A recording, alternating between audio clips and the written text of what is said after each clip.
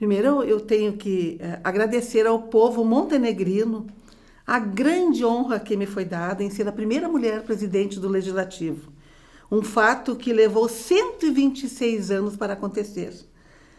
E levou 126 anos para uma mulher ocupar a cadeira da presidência da Câmara. Mas essa honra, ela veio acompanhada de uma grande responsabilidade, porque eu tinha nos ombros a responsabilidade de representar a mulher no Legislativo. E eu não podia falhar, não é? A mulher estava entrando na presidência e eu tinha que deixar um resultado muito eficiente para que a comunidade ficasse satisfeita e as mulheres fossem bem representadas. Como todo ano precisa ter um presidente, né, eu coloquei meu nome à disposição e tive o voto da maioria dos colegas. É bastante trabalhoso, né? O presidente tem bastante responsabilidade, mas nós sabemos disso, que alguém tem que fazer, né? Então nós assumimos em 2003, 2006 nós fomos presidente e 2016. Sempre se aprende muito, né? Cada vez se aprende mais. Eu assumi a Câmara primeira vez um mês em 93 já, em 95 um ano, e depois me elegi em 96 e tive mais 5 mandatos completos. E 3 anos então, desses anos todos que eu tive, 20 anos de legislatura, nós assumimos a presidência. No primeiro momento não seria eu o candidato à presidência, mas em virtude da nossa votação, foi a maior votação da história de Montenegro, e também pela forma como vinha conduzindo as reuniões dos 10 vereadores que seriam empossados em janeiro, nós propusemos uma gestão compartilhada, onde todos os partidos participaram da mesa diretora e tiveram voz dentro da Câmara de Vereadores. Me orgulho muito do processo de gestão do Legislativo Municipal, onde alteramos muitas coisas, muitas formas de gerir os legislativos, não só sob o aspecto das votações, mas especialmente sob o aspecto de gestão dos recursos da Câmara de Vereadores.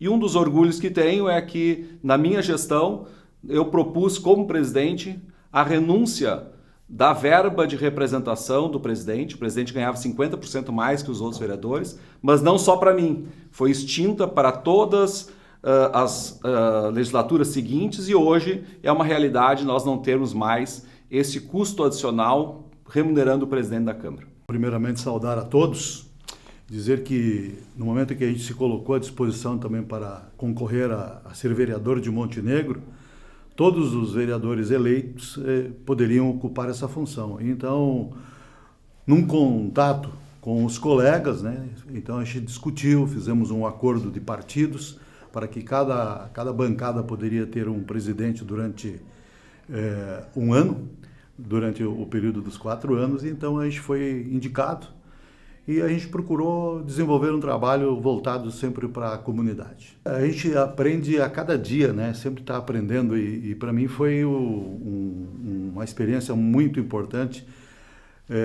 porque conviver com 10 vereadores, mais toda uma equipe de trabalho eficiente, né, que nós tínhamos na época e que permanece sempre até hoje, até porque são escolhidos pelos próprios vereadores, né?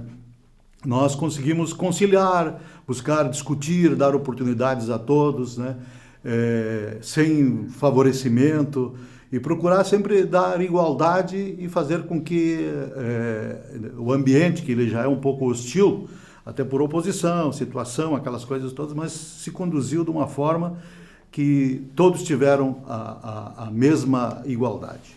Olha, o presidente, João, é o vereador que mais se projeta, mais tem visibilidade. Ele mais participa das ações do município, ele é convidado para os eventos, ele ganha a palavra nos eventos, ele pode se pronunciar, pode dizer o que ele acha do município, o que ele quer fazer, né?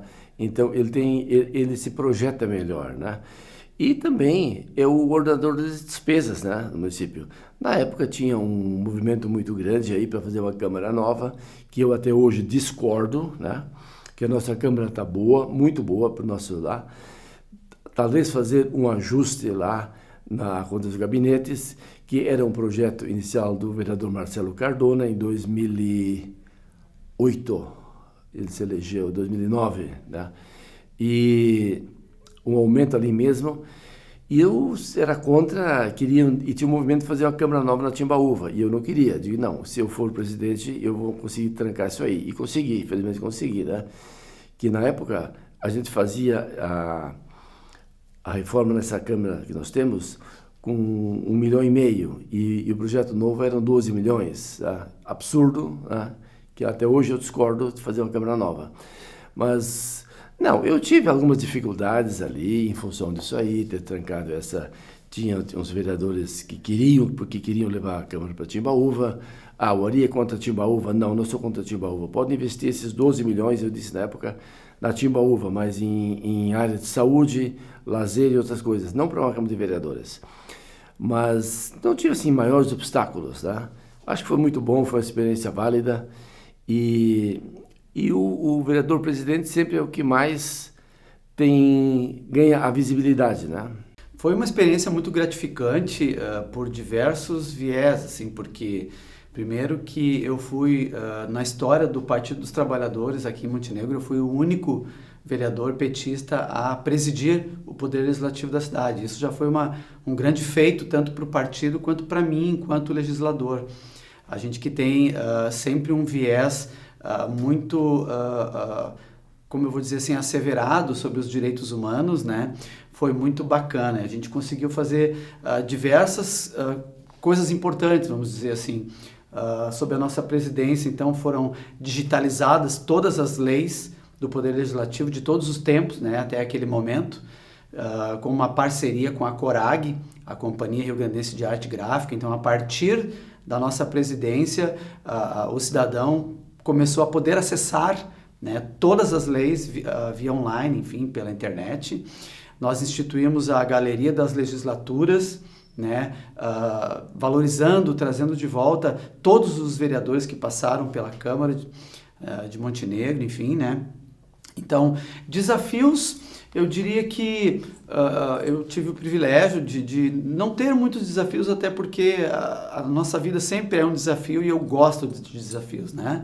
Então, assim, foi uma presidência bastante harmônica, né, com os pares, foi uma legislatura muito boa, enfim, não é? E desafios de gerir, de bem gerir, eu tive as contas aprovadas, vamos dizer assim, né, pelo TCE, Tribunal de Contas do Estado, naquele momento o município passava por um momento político bom, eu diria, né? Nós vínhamos do governo Percival de Oliveira, segundo governo do Percival de Oliveira, então foi um momento bastante tranquilo, eu achei assim, bem bom. Falar sobre presidência da Câmara é algo que me dá muito prazer, muita satisfação.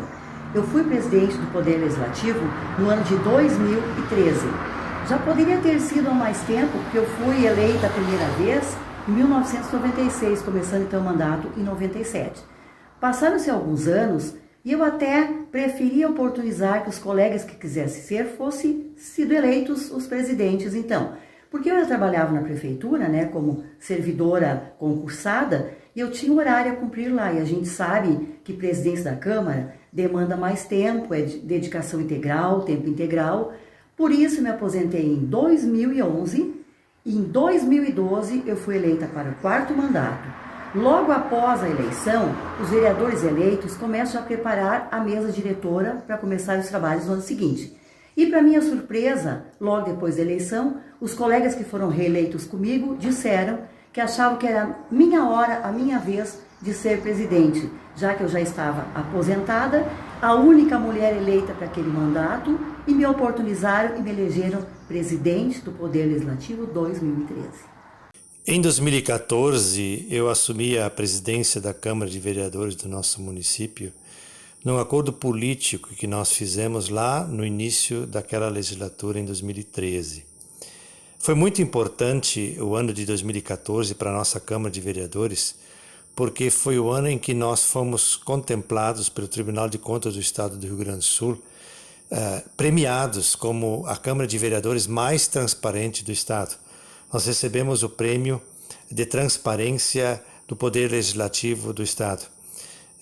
Na verdade, isto fez com que a nossa Câmara de Vereadores se tornasse conhecida em todo o estado do Rio Grande do Sul por este prêmio. e também fez com que a nossa Câmara de Vereadores fosse respeitada, fosse autônoma, independente como poder em relação aos outros poderes. Mas nós sempre também preservamos, de acordo com a Constituição, a independência e a harmonia entre os poderes. Isso é fundamental para o processo democrático. E nós construímos isto. Isso é importante para um município, isso é importante para o Poder Legislativo, isso é importante para a sociedade. Então, eu acredito de que a Câmara de Vereadores, como poder, ela precisa sempre buscar a sua autonomia, a sua independência com relação aos outros poderes, porque ela preserva com isto a democracia, que é tão importante para a construção da liberdade das pessoas e da sociedade. Em 2015, nós assumimos o Poder Legislativo de Montenegro e, como todos sabem, existem 3 poderes, o Executivo, o Legislativo e o Judiciário. Então, estar à frente de um poder em um município do tamanho de Montenegro realmente é desafiador, porque naquele ano foi um ano de bastante turbulência, né? Tendo em vista a cassação do prefeito Paulo Azeredo naquela época, em 2015, em maio de 2015, então houve bastante turbulência na Câmara, né? Bastante disputa de interesses, né? De um lado do Executivo, né? O Legislativo fiscalizando com rigor as ações do Executivo. Então foi um ano difícil, até porque existiram também CPIs, 2 CPIs, a CPI do lixo, a CPI do vídeo monitoramento. Logo após, então, veio o impeachment, aí depois veio o plano de carreira dos servidores, que também houve uma grande pressão por parte dos servidores e do próprio Executivo para que fosse aprovado de maneira rápida, né? Então a gente segurou, analisou e estudou tudo que pôde para não dar problema mais tarde.